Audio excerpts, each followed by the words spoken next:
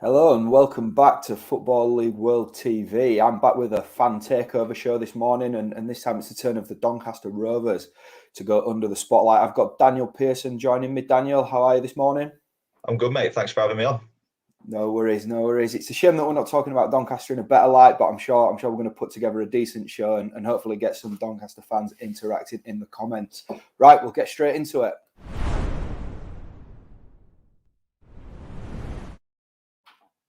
So firstly, Daniel, I'm sorry to put you through this, but I'm going to run through the season so far and how things are looking for Doncaster. They're obviously 23rd in the League One table, having played 16 games, 3 wins, 3 draws and 10 defeats. It's been tough to watch and support Doncaster this season, I must imagine. Yeah, it has. I mean, we've only scored 11 goals. That's the worst in the league. Conceded 29. That's the same as Crewe. There's only one team in League One that's worse than us, and that's Morecambe, who have conceded 30. So I think defensively we need to fix up very quickly. Tom Anderson at the back last season was fantastic. This season, not so much. The dog's getting involved. But yeah, it's been tough. I think for me, watching the games that I've watched, I've seen positives. I didn't get down to Ipswich, Charlton, or Accrington Stanley. They were like the 3 worst performances according to reports. So I've been fortunate not to watch those, but we kind of get a little bit of hope from our home form. The home form is very good, but then we put in performances like that against Ipswich where we get battered 6-0, beat 4-0 by Charlton, who were 1 place above us. So there's the signs there that it can turn a corner, but it's too inconsistent, and Richie needs to look at that and shore it up at the back. Yeah, and I mean, let's just stretch his mind back to sort of, well, not even 12 months ago, but when Darren Moore was in charge, and at the time that he left Doncaster, I think I'm right in saying that there was 6th in the League One table, and that was after a pretty poor run of form. And prior to that, they were level on points with the automatic promotion places. Do you feel like there's been a big downturn since Moore departed, or do you think there's something else to this? I do think it runs deeper. Definitely, I think if we go a little bit further back to when Grant McCann left and went to Hull City, the squad was absolutely decimated. It was going through a rebuild there. Darren Moore came in, steadied the ship, brought players in that weren't quite at the quality that we were expecting, that didn't fulfil those gaps that Grant McCann had left. But he did well with the squad that he had, got us kind of fighting at the right end of the table. I think the curtailed season, we were close to getting into the playoffs in that season as well. But then I think losing Marquis and losing Ben Whiteman were key factors to our downturn in form. Whiteman, for me, was a complete midfielder in League One, and we've just not replaced that. And Marquis, he was scoring 20 goals a season for us. And again, well, I've just said we've only scored 11 goals this season so far, so it's clear to see that we've not replaced that as well. So I think losing Ben Whiteman and his ability to create goals, losing Marquis and his ability to put them away, puts us in this position now where we're struggling to get results. Yeah, so as you've mentioned there, it's only 11 goals scored, which is the worst record in League One at the moment. And at the other end, only Morecambe have conceded more. So that's, the business end of the pitch, isn't it? Up front and at the back. January, it's not a million miles away now, is it? Are there 2 areas that you think the club are going to have to look to strengthen to turn this sort of poor start around? I think we need to strengthen everywhere, to be honest, mate. As I say, I think the midfield, they're a little bit lightweight for me at the minute. They're not getting stuck in as much. I don't know if I've asked myself this question every single week. Have we got the characters within the squad who are up for a fight at the bottom of the table?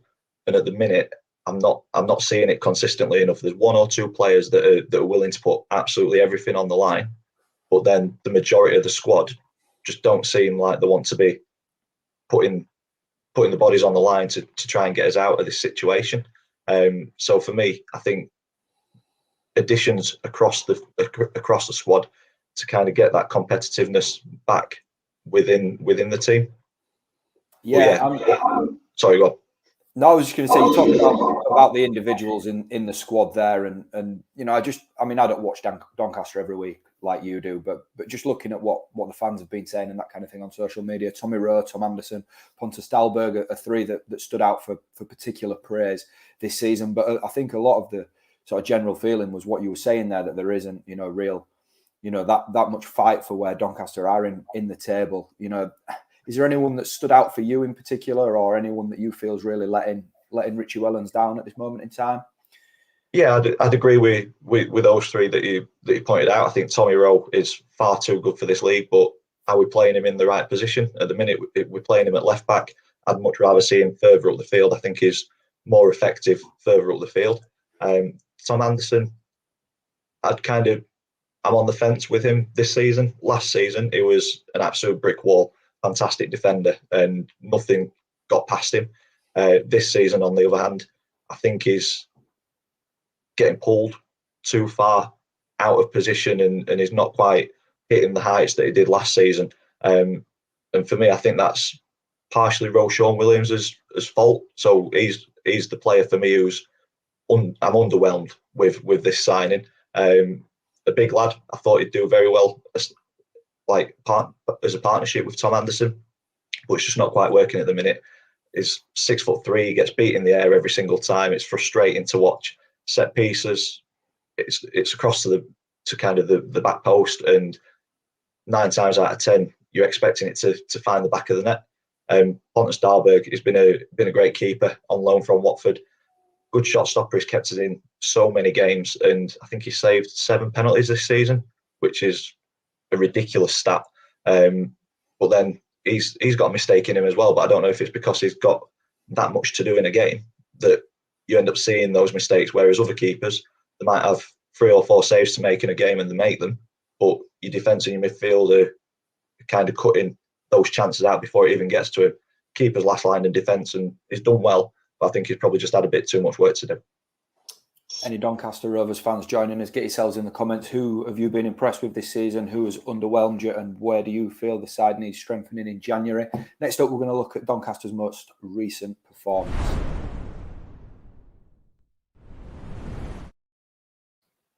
So Tuesday night saw Doncaster pick up their first point on the road this season with a 1-1 draw against Crewe, who are, of course, bottom of the League One table. Again, looking on social media at some of the fan reaction at full time of that game, there seemed to be a lot of frustration at the lack of desire to go and win the game in the last 10 minutes against a side that only had 1 victory to the name this season. Daniel, was that something that frustrated you a little bit? Yeah, I replicate that frustration. I think the game was there to be won. From most accounts, I think we've played some nice football, and if we'd taken a couple of those opportunities in the second half, we should have been 2 or 3-1 up. But I think as you're getting towards the end of a game, when we've not got a point away from home in the last 8, I think fear starts creeping in, and I can kind of understand the players wanting to shut up shop and just get that first point, get the monkey off the back, and try and push on.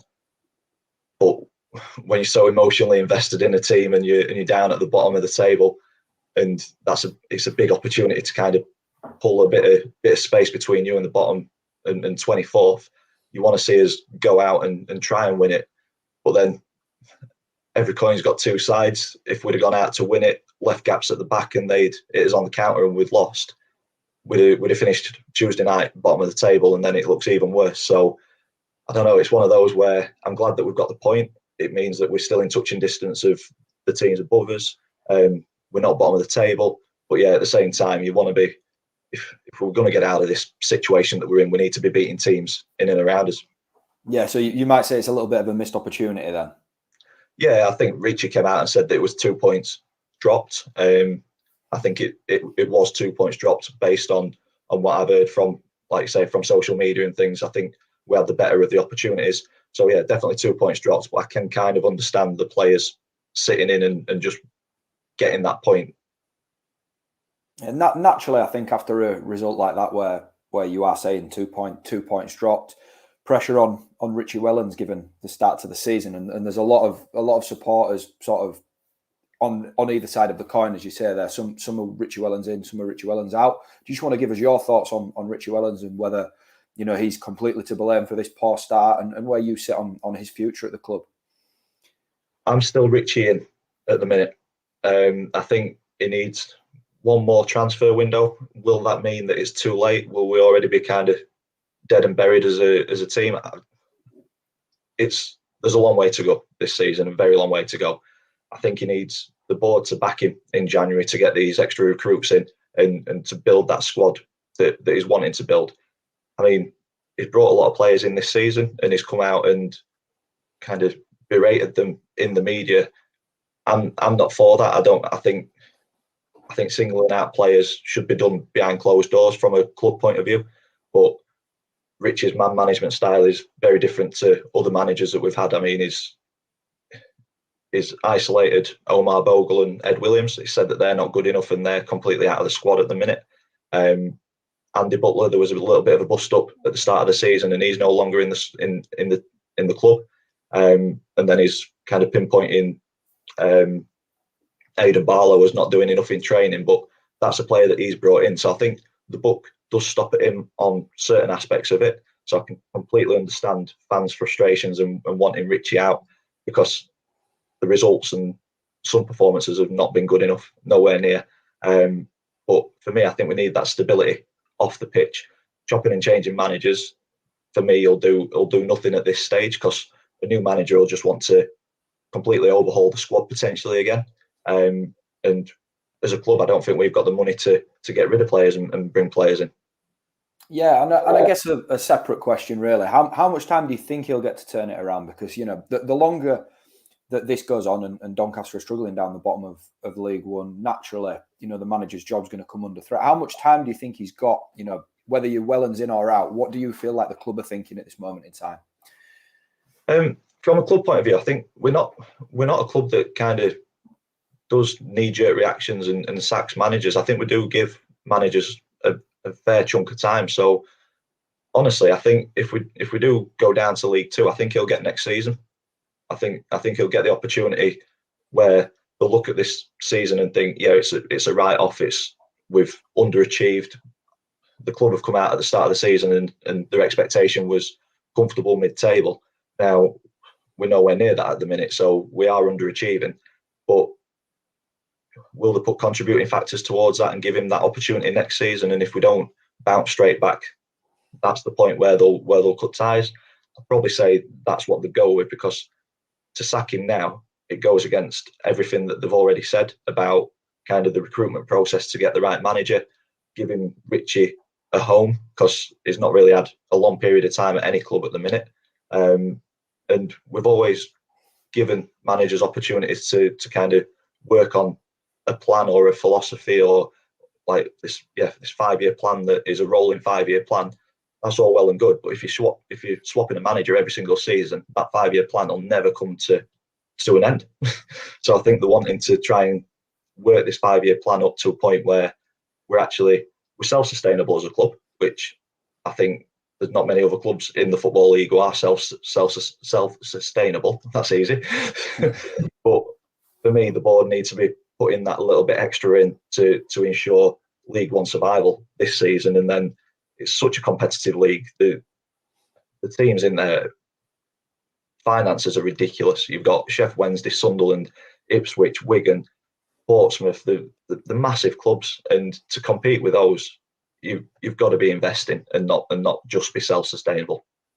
Absolutely. Any Doncaster fans joining us, let us know whether you're with Daniel and you're still Richie Wellens in, or indeed you are Richie Wellens out. Next up, we're going to look at what's to come for Doncaster in the coming week.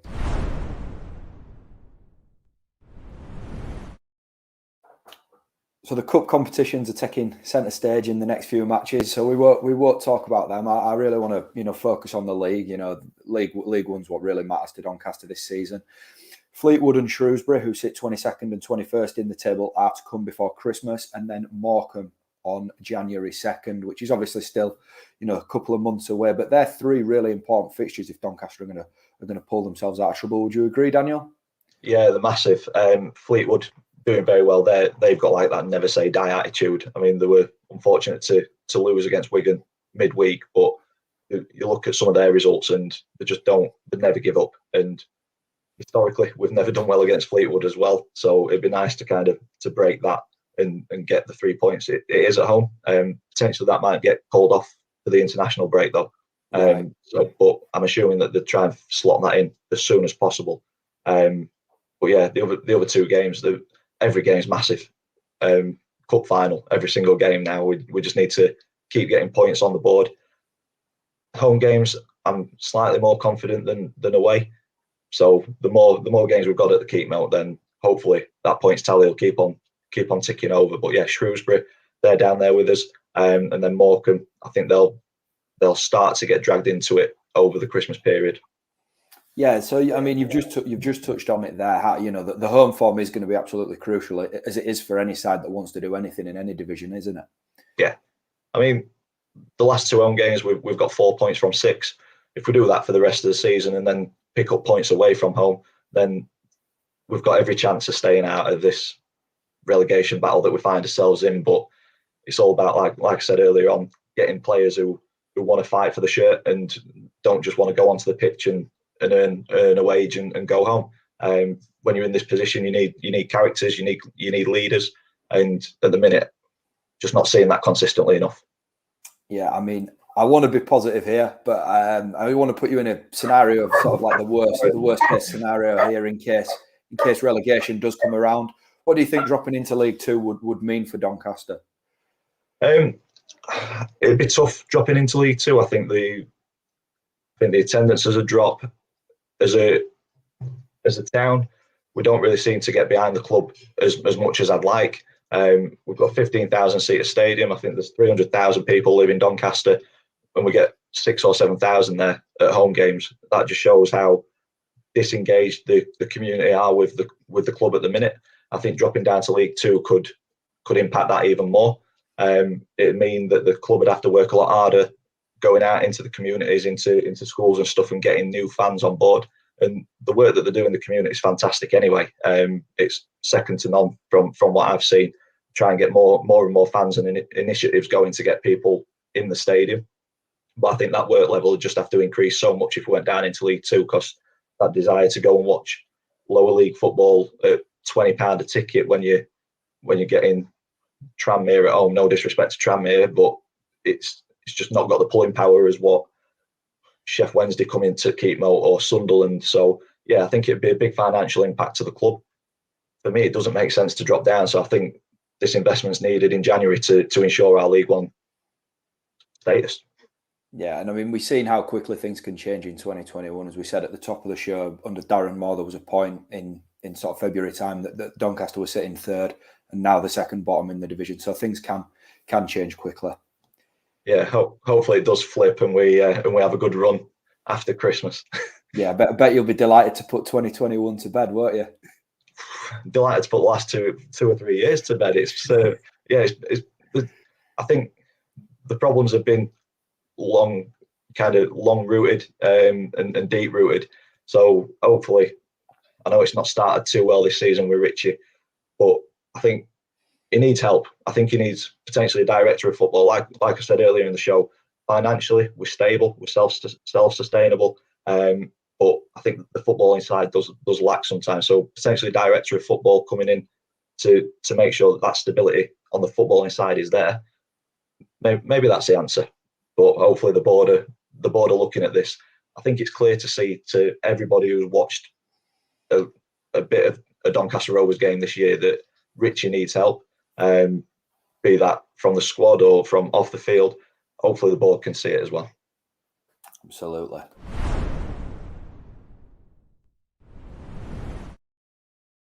Right, that concludes the Doncaster Rovers fan takeover show. Daniel, thanks for joining me. I hope you've enjoyed your morning sat with me.